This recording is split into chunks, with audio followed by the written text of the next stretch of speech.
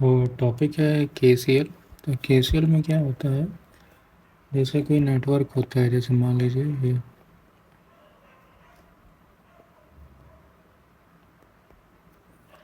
तो इसमें अलग अलग डायरेक्शन में करंट आ रहा है। I1 है, I2 है। किस कुछ करंट अंदर की तरफ आ रहा है, कुछ करंट बाहर की तरफ जा रहा है। तो केसीएल क्या कहता है, किरचॉफ करंट लॉ कि algebraic sum of the current entering a node और meeting at a point is zero. मतलब जो अलजेब्रिक सम होगा करंट का, जो इस नोड में आ रहा है इस पॉइंट के पास, उसका सम ज़ीरो होगा। ठीक है। आउटगोइंग करंट को हम नेगेटिव कंसीडर करेंगे कन्वेंशन के थ्रू, और इनकमिंग करंट को हम पॉजिटिव कंसीडर करेंगे।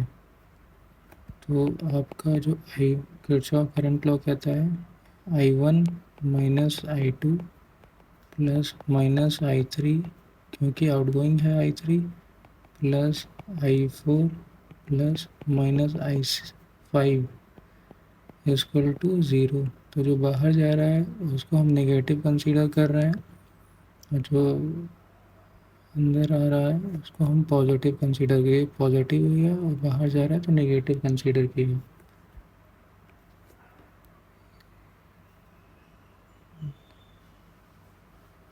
तो आउटगोइंग को ये आप एक कन्वेंशन फॉलो करेंगे। ठीक है। दूसरी बात ये है कि ये जो केसीएल है ये बेस्ड किस पे है, law of conservation of energy, sorry law of conservation of charge. तो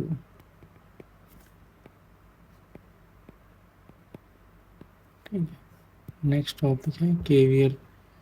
केवीएल में क्या रहता है, केवीएल क्या कह रहा है, algebraic sum of the voltage in a close loop should be equal to zero. जैसे मान लीजिए एक नेटवर्क है, एक सर्किट मैंने बनाया है, इसमें बैटरी है, even voltage current I flow कर रहा है, रेजिस्टेंस R1 है और दूसरा रेजिस्टेंस R2 है। तो जब भी राइज इन पोटेंशियल होगा तो राइज इन पोटेंशियल निगेटिव से रिप्रेजेंट करेंगे। जैसे जब भी करंट फ्लो करेगा, ठीक है, रेजिस्टेंस में, तो ये जब भी जाएगा इस तरीके से, ये करंट इधर की तरफ जा रहा है तो पहले पॉजिटिव नेगेटिव मिलेगा। यहाँ पे एक्चुअल वोल्टेज ड्रॉप हो रहा है। ठीक है। इसी तरीके से यहाँ पे पहले नेगेटिव है और प्लस फिर पॉजिटिव है, तो यहाँ पे वोल्टेज का राइज हुआ है। तो जब भी राइज इन पोटेंशियल होता है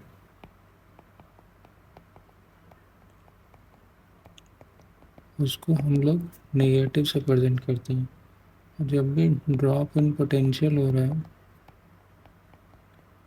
उसको हम लोग पॉजिटिव से रिप्रेजेंट कर रहे हैं। जैसे कि ये वाले केस में राइज इन पोटेंशियल हो रहा है। अब पहले डायरेक्शन मार्क कर लीजिए, साइन मार्क कर लीजिए, ये प्लस आएगा ये माइनस आएगा, फिर I1 करंट इधर फ्लो करेगा, पहले प्लस आएगा फिर माइनस आएगा। ठीक है। तो हम इसका जब भी केवीएल बनाएंगे तो कन्वेंशन फॉलो करेंगे, जो पहला साइन आएगा उसको ही पहले लिखेंगे। जैसे यहाँ पे पहला साइन माइनस आया है तो minus E1 plus IR1 plus IR2 equal to zero. ये आपका केवीएल हो गया। तो केवीएल क्या कहता है, केवीएल कहता है algebraic sum of all the voltage in a close loop should be equal to zero. तो अलजेब्रिक सम इसका इसका इसका एक क्लोज लूप में ज़ीरो, ये सारे वोल्टेजेस का ज़ीरो होना चाहिए, तो ये ज़ीरो है। नेक्स्ट टॉपिक है ब्रांच। ब्रांच क्या होती है, ब्रांच एक, it is a single element और कंपोनेंट इन सर्किट। एग्जाम्पल समझेंगे, जैसे ये है, ये है।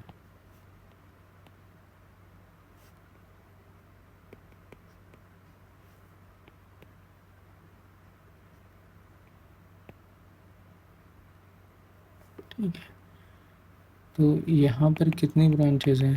ये 1 है। तो यहाँ पर कितनी ब्रांचेज हैं? 1। और यहाँ पर कितनी ब्रांचेज हैं? 3। तो क्या कह रहा है? It is a single element और कंपोनेंट इन सर्किट। ये सिंगल एलिमेंट जो कंपोनेंट सर्किट में है, अगर several element in circuit carry the same current they can be also referred as branch. जैसे मान लो ये एक ब्रांच होगी, ये दूसरी ब्रांच होगी, ये तीसरी ब्रांच, ये 3 ब्रांच हो गई। ठीक है, ये एक ब्रांच, ये एक ब्रांच। अगला टॉपिक है node.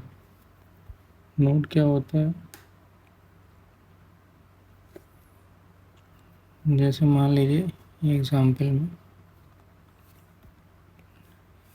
when two element are connected together at a point, then the common point is called as node। मतलब जो दो या दो से ज़्यादा एलिमेंट इसी एक पॉइंट पर कनेक्ट हो रहे हो, उस पॉइंट को हम नोड कहते हैं।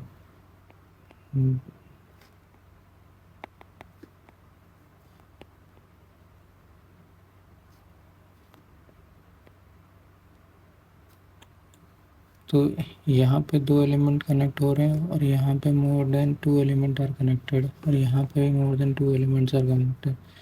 इस पॉइंट को जब 2 एलिमेंट कनेक्ट होते हैं तो इसको हम लोग सिंपल नोड कहते हैं, और जब 2 से ज़्यादा एलिमेंट कनेक्ट हो रहे हैं तो उसको हम लोग प्रिंसिपल नोड कहते हैं, P1 P2।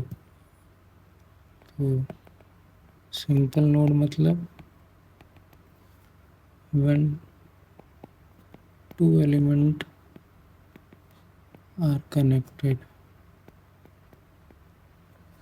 together at a point। ठीक है, प्रिंसिपल नोड मतलब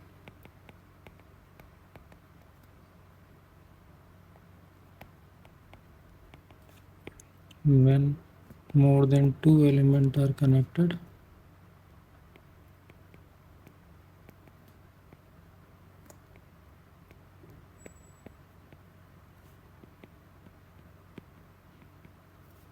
then the common point is called principal node।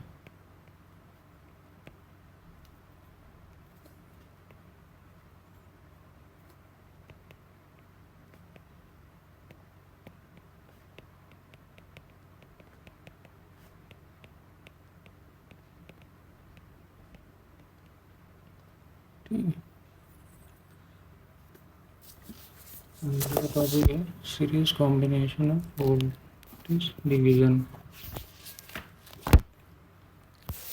इसमें क्या होता है, जैसे मान लीजिए R1 और R2 रेजिस्टेंस है, ये सीरीज में कनेक्टेड है, तो इनके बीच वोल्टेज किस तरीके से डिवाइड होगा, इसका फॉर्मूला अगर निकालना है तो पहले R इक्वलेंट इस सर्किट में कितना हो जाएगा, R1 प्लस R2। वो V1 क्या हो जाएगा, V by R1 plus R2 into R1। V2 कितना हो जाएगा, V by R1 plus R2 into R2। यहाँ पे ये ध्यान देना है, V2 R2 पर डिपेंडेंट है, V1 R1 पर डिपेंडेंट है। ऐसे ही सेम इंडक्टेंस अगर सीरीज में लगे हैं, उस वाले केस में L इक्वलेंट कितना होगा, L1 प्लस L2।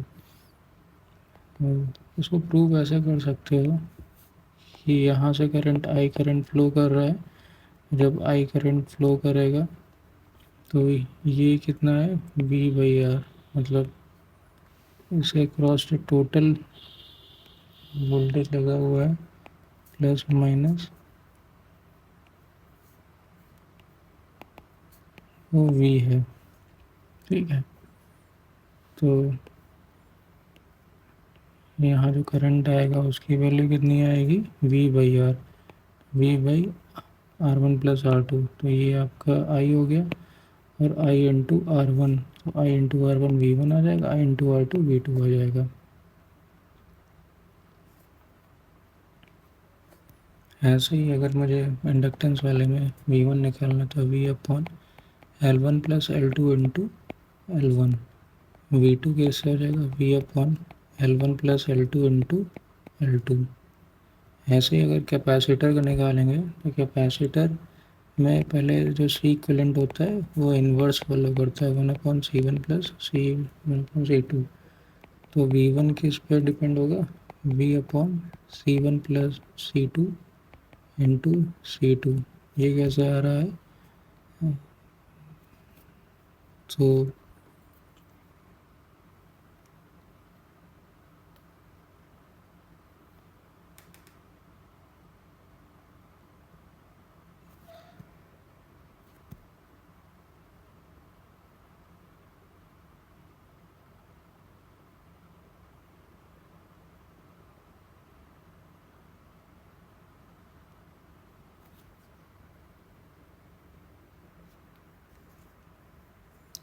ये कैसे आएगा। इसमें क्या रहेगा जो सेम क्यू चार्ज है वो फ्लो करेगा। तो आई सी इक्विवेलेंट तो मुझे पता है और सेम क्यू चार्ज दोनों कैपेसिटर में फ्लो करेगा क्योंकि वो दोनों सीरीज़ में है। तो V1 जो आपका जो रहेगा वो Q अपॉन C1 हो जाएगा और V2 होगा वो Q अपॉन C2 हो जाएगा। तो V क्या होता है V1 प्लस V2, ठीक है। और Q क्या होगा Q आपका C इक्वलेंट इंटू V हो जाएगा। और C इक्वलेंट कितना है C1 into C2 upon C1 plus C2। तो C1 प्लस C2 अगर मुझे V1 निकालना है तो V1 क्या है Q बाई C1। और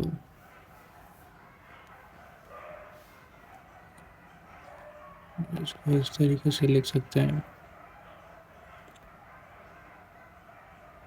V1 is equal to C equivalent V by C1 क्योंकि Q तो सेम है। तो V1 आपका C1 C2 upon C1 plus C2 into V upon C1। तो C1 C1 कट गया तो V into C2 upon C1 plus C2 इस तरीके से आ जाएगा।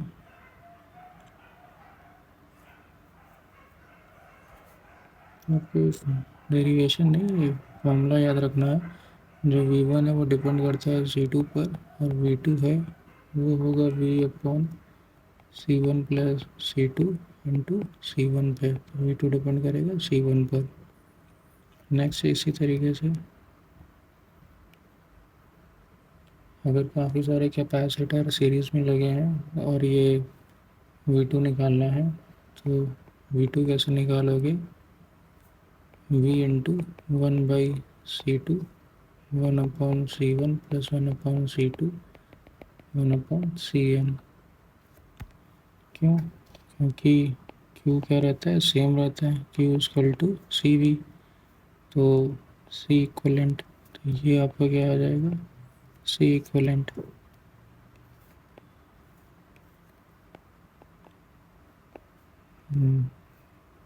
तो अब और वहीं Q equal to C2 into V2 दोनों को अगर हम बराबर कर देंगे C equivalent V equal to C2 into V2।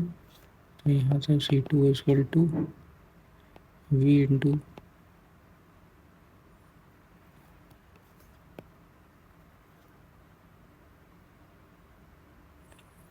यहाँ से V2 आपका आ जाएगा V into C equivalent upon C2। तो V 1/C2 1/C इक्वलेंट जो कि ये लिखा गया है और ये लिखा गया।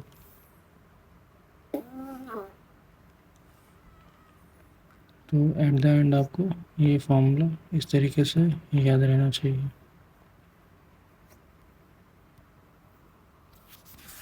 अगला है parallel combination and current division. ठीक, तो इस वाले केस में आर इक्वलेंट इस तरीके से लिखते हैं 1/R1 प्लस 1/R2 पैरेलल में। तो आर इक्वलेंट क्या हो जाएगा R1 R2 upon R1 plus R2। तो I1 क्या हो जाएगा I इंटू I1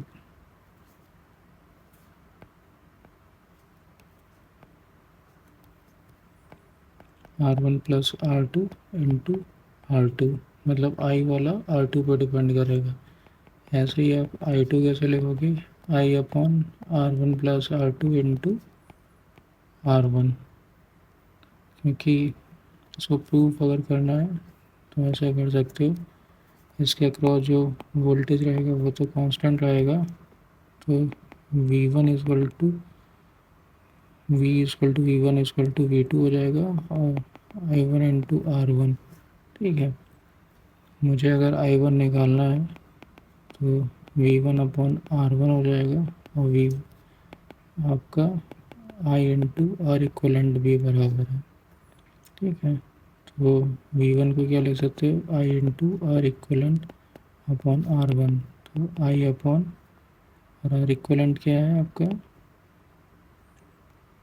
ये R1 R2 upon R1 plus R2। R1 cancel हो गया, तो I into R2 upon R1 plus R2। तो हेंस प्रूव I1 आपकी जो वैल्यू है I into R2 upon R1 plus R2 आ गई। इसी तरीके से आप I2 निकालोगे। तो आपको एट द एंड ये याद होना चाहिए।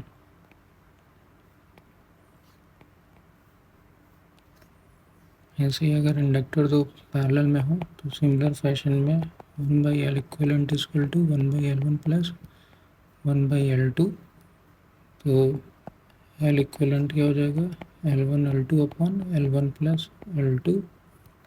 तो I1 क्या हो जाएगा I upon L1 plus L2 into L2। और I2 क्या हो जाएगा I upon I1 plus I2 into L1। वैसे अगर कैपेसिटर अगर पैरेलल में है तो ये इन्वर्स रिलेशन फॉलो करता है रजिस्टर के तरीके से। यहाँ पे C equivalent equal to C1 plus C2। तो यहाँ पे I1 क्या आ जाएगा I upon C1 plus C2 multiply with C1। और I2 क्या हो जाएगा I upon C1 plus C2 multiply with C2। अगर काफ़ी सारे रेजिस्टेंस पैरेलल में लगे हैं तो इस वाले केस में आपको अगर रेजिस्टेंस की वैल्यू R इक्वलेंट निकालनी है तो 1/R equivalent equal to 1/R plus 1/R से करके प्लस 1/R n टाइम्स आप ऐड करेंगे। यहाँ से आपको R इक्वलेंट मिल जाएगा, तो वो वैल्यू n/R होगा। R इक्वलेंट की वैल्यू R/n, मतलब R की वैल्यू इतने टाइम्स रिड्यूस हुई है। अगर कैपेसिटर सीरीज़ में n टाइम्स ऐड ऑन है तो 1/C equivalent equal to 1/C1 plus 1/, capacitor same है अप टू n टाइम्स। तो 1/C इक्वलेंट कितना हो जाएगा n/C, मतलब C इक्वलेंट कितना हो जाएगा C/n। मतलब अगर सीरीज़ में कैपेसिटर ऐड किया गया है तो कैपेसिटर की वैल्यू रिड्यूस हो जाएगी, वहीं पे पैरेलल में अगर रेजिस्टेंस ऐड किया है तो रेजिस्टेंस की वैल्यू रिड्यूस हो जाएगी।